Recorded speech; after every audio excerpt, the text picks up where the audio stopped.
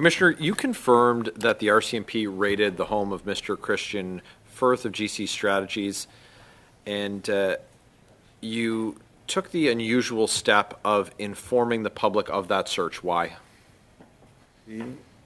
Mr. Chair, I can answer that. That decision was based on the fact that it had been revealed publicly and that there was public visibility in front of that location that demonstrated the RCMP was there. So at that point, it becomes a fool's errand to attempt to cover the fact that we were there and that we were executing a search warrant there. So are you able to take us through the scene? If Mr. Firth was present, Mr. Firth told us that the RCMP searched digital devices. Is that true? Are you able to confirm that that's in fact what happened? I am not able to confirm at this time. So Mr. Brock asked you before. I want to cover these questions again. Has Mr. Christian Firth been arrested? I'm not going to confirm that. Has he been charged? As I stated earlier, if Mr. Firth had been charged, there'd be a public record of that. So is there a public record of any charges being laid in relation to your investigation into the ArriveCan matter? Not that I'm aware of.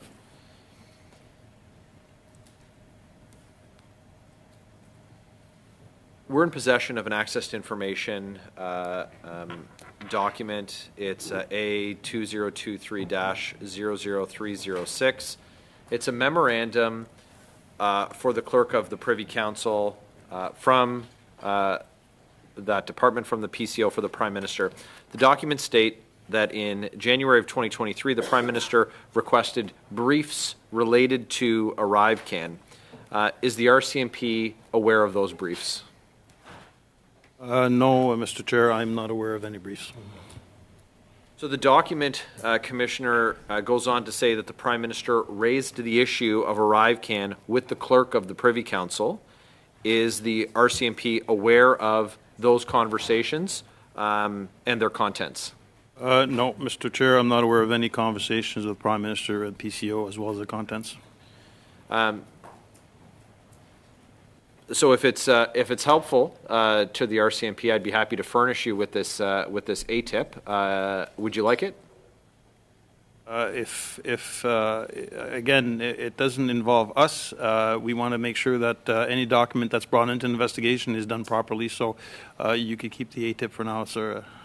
Okay. Well, I'm sure that those diligent folks from your agency who are behind you there caught that ATIP number when I offered it and can access that file. In the Auditor General's report, she noted that she referred information related to the cozy relationship of CBSA officials and certain vendors to the RCMP. Is that being investigated, Commissioner? Again, Mr. Chair, we have multiple investigations ongoing based on information that were collected, so I'll leave my answer to that. So it's important for Canadians to know if senior officials from the Liberal government are being investigated for criminality because there's been a reference made to you by an independent officer of Parliament. You said that you're unable to tell us who is the target of any of your investigations. So my question is this: if the evidence leads you there, will you commit to Canadians to interview any senior government official, including any minister, including the Prime Minister, if those conversations or interviews would be germane to your investigation? Well, Mr. Chair, I can commit that our team will follow every single lead of investigation evidence and interview the people who we must interview in our investigation. So that includes that would include anyone, including senior government officials or elected officials? That, Mr. Chair, would include anyone. On the topic of documents, Min Doan, who's the Chief Technology Officer, is alleged to have destroyed thousands of documents related to ArriveCan. Are you aware of those allegations? Mr. Chair, I am not. I'd have to defer to Mr. Flynn, see if he is aware.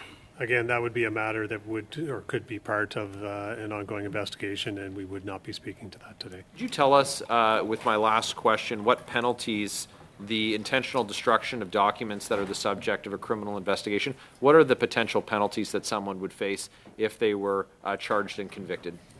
So in the context that you're asking the question, I believe it'd be inappropriate for me to get into details. However, I can very cautiously move outside of the context of the question, if you'll allow me to, Please. and say that anyone that takes any steps that thwarts a criminal investigation can face consequences for doing so. There are numerous offenses that could be applied in those situations, including obstruction.